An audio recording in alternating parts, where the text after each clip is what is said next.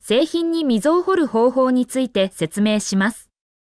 動画、製品に溝を掘ろうパート2の続きから設定します。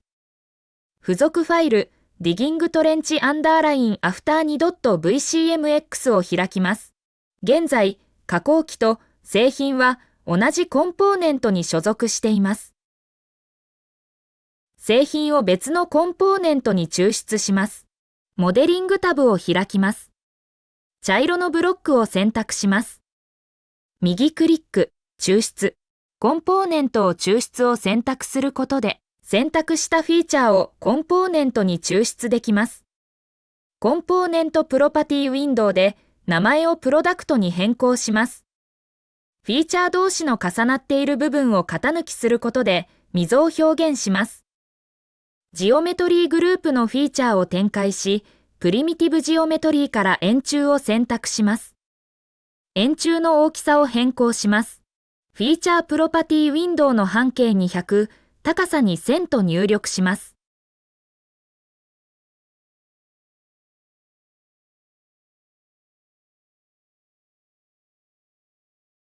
円柱を移動させるため、ツールグループのスナップを選択します。スナップは選択したものを原点を基準に、次に選択した位置に移動させることができます。茶色のブロックの辺の中央を選択します。茶色のブロックと円柱が接するように位置と角度を変更します。フィーチャープロパティウィンドウの座標で Z を1100、RY を90に変更します。オレンジ色のブロックを追加します。コンポーネントグラフウィンドウ下側のルート、プロダクトをクリックします。ジオメトリーグループのフィーチャーを展開し、プリミティブジオメトリーからブロックを選択します。オレンジ色のブロックの大きさを変更します。フィーチャープロパティウィンドウの長さに200、幅に200、高さに1000と入力します。オレンジ色のブロックを選択し、ツールグループの整列を選択します。整列は選択した2点の位置や向きを基準にコンポーネントを移動させることができます。オレンジ色のブロックの面の中央、円柱の面の中央の順に選択します。円柱の半分とオレンジ色のブロックの半分が重なるように位置を変更します。フィーチャープロパティウィンドウの座標で X を0、Z を1300に変更します。円柱とオレンジ色のブロックが茶色のブロックと重なっている部分を型抜きします。コンポーネントグラフウィンドウ下側のルート、プロダクトをクリックします。ジオメトリーグループのフィーチャーを展開し、その他からブール型を選択します。ブール型フィーチャーについての詳細は、動画、製品の合体や型抜きをしてみようを参照してください。茶色のブロックから円柱とオレンジ色のブロックを型抜きするため、上から茶色のブロック、円柱とオレンジ色のブロックの順になるように、ブーリアンにドラッグします。ジオメトリーグループのフィーチャーを展開し、トランスフォームを選択します。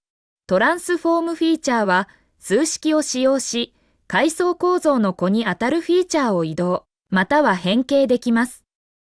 掘り進めるたびに、円柱とオレンジ色のブロックを下に移動させるため、コンポーネントグラフウィンドウ下段で、トランスフォームをブーリアン、円柱とオレンジ色のブロックをトランスフォームにドラッグします。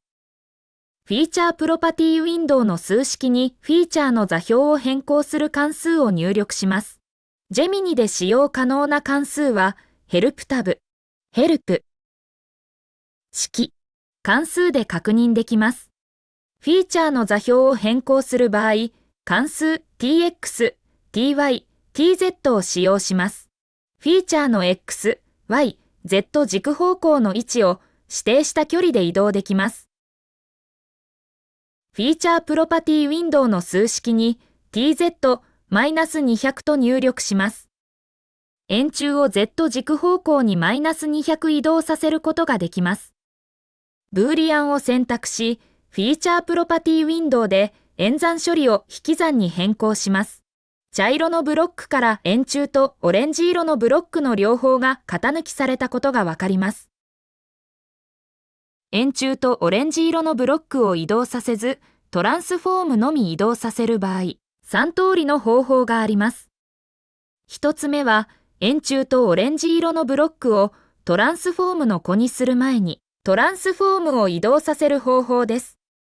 2つ目は、移動モードを選択済みに変更し、トランスフォームのみ移動させる方法です。ヒエラルキーは子に影響を与え、選択済みは子に影響を与えません。3つ目は、原点グループの移動、またはスナップを選択し、トランスフォームの原点を移動させる方法です。溝の深さを制御するため、プロパティを追加します。プロパティグループのプロパティを展開し、ベーシックから実数を選択します。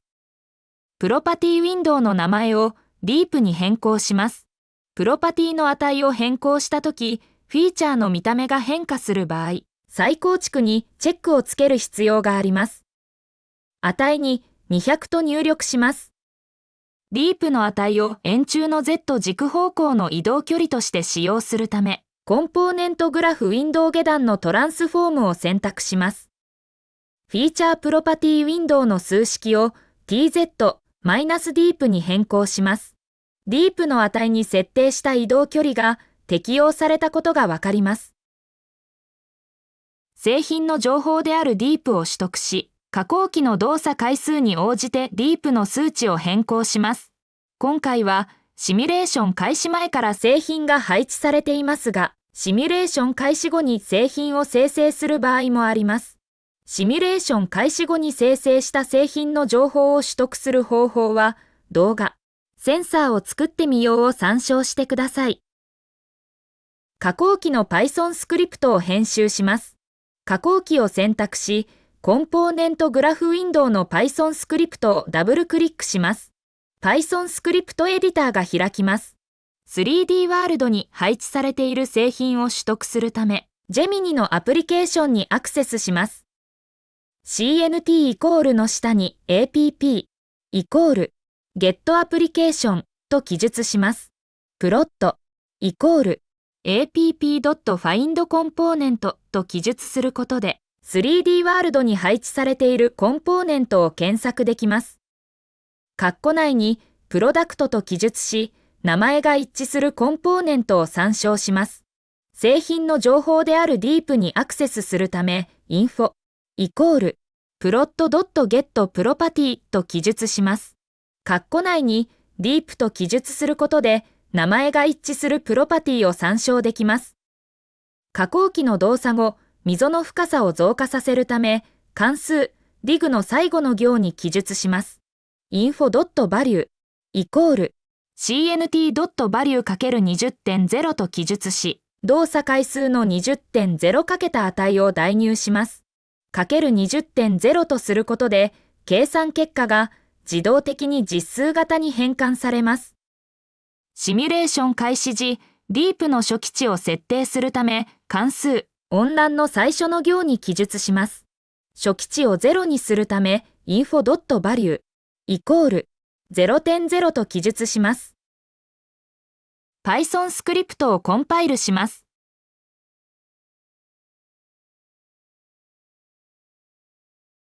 シミュレーションを実行します。加工機を選択します。接続グループのシグナルを選択し、シグナルを表示します。Go をオンにします。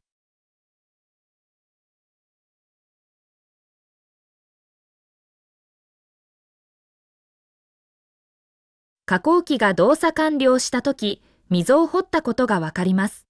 Go をオフにし、バックをオンにします。